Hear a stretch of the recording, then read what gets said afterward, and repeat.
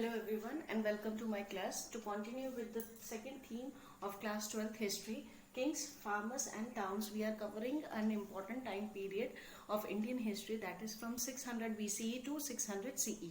Now in this video I will be discussing about the trade in the subcontinent, Indian subcontinent and beyond. Now this was the time period in these centuries. There was an emergence of not only the domestic trade, but India was having, or the Indian rulers were having, good trade relations with the other empires around the world, right? Especially the empires in the or the kingdoms in the Western Asia and in the Northern Africa region, right? And these the flourishing trade with the foreign empires or kingdoms was an indication of a good economy of that time, right? Now this was the time period when the trade routes crisscrossed the Indian subcontinent, whether it was the land route or the sea route, right? So these trade were carried on with the land and sea routes, especially with the Asian nations like China, with the North Africa and West Asia, and with the Romans, right? So Indian rulers at that time, dynasties which were ruling at that time, they had a good trade relations with these other kingdoms, right? Then during that time the successful merchants were designated as Masatuvan in Tamil and Sethis and Satavahas in Prakrit language. Means trade was flourishing and traders and merchants were gaining importance in the society. Such things are mentioned, are found in many texts which were written during that time, and use of such words are found, which shows that which are the indications that the people engaged in the trading activity, they rose to prominence, right? So such words in different regional languages are found, they're mentioned in these texts.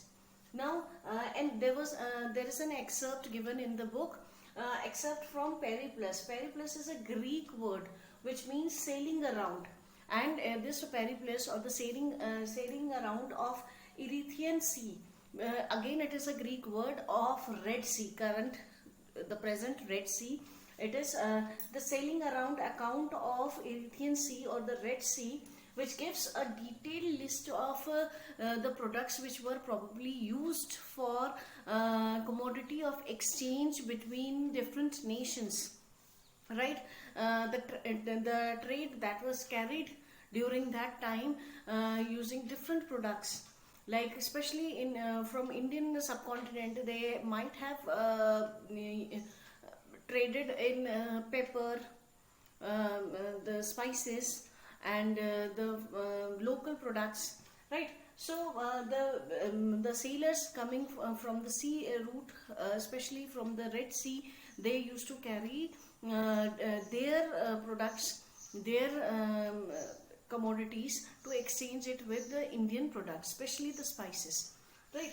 So such detailed list is given in the book.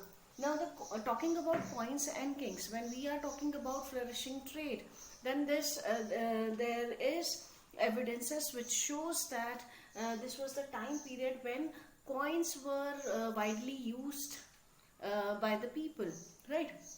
Around 600 BCE, the use of punch-marked coins, especially of silver and copper, were commonly done at that time, right?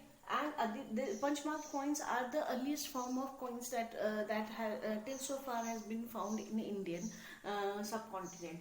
Now the numismatic studies. Numismatic is a study of coins.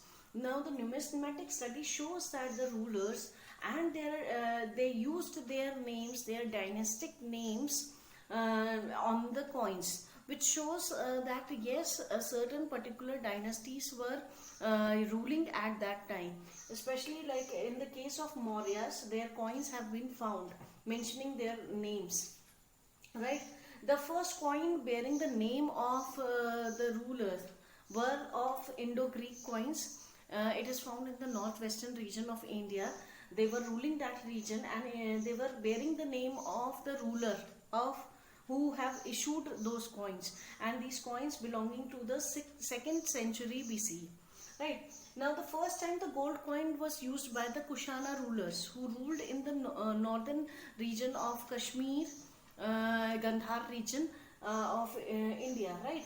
So this was the Kushanas were the first ones to issue the gold coins around 1st century CE, and these coins were quite identical with the Roman coins and the coins of Iran, right? In their weights, in their looks, it was quite identical with those coins. Parthian kings of Iran were issuing coins at that time, so there were similarities found in the Roman coins and the Iranian coins and the coins issued by the Kushana rulers.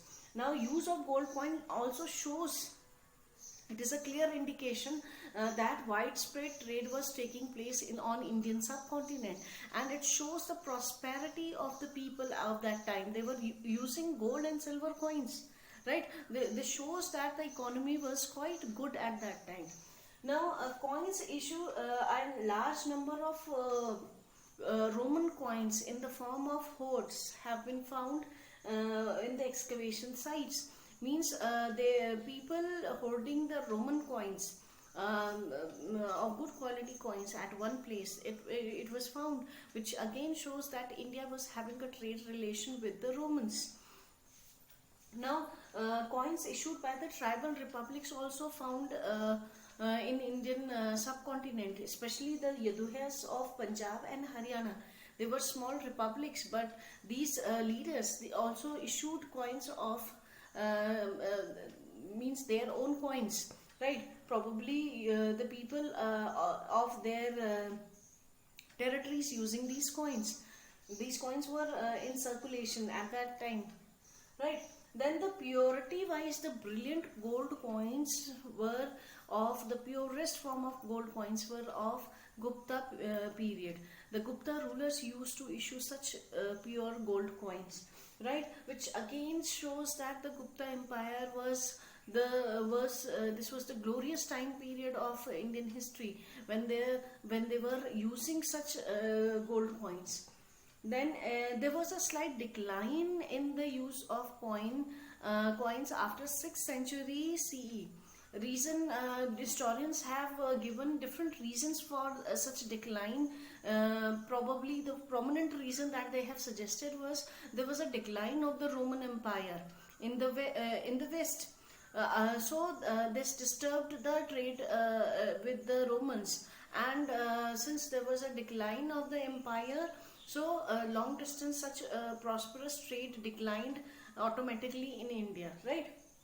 Second reason was probably new towns and new trade routes were developed, right? So there was a shift in the trading from the previous ones to the new ones, right? Then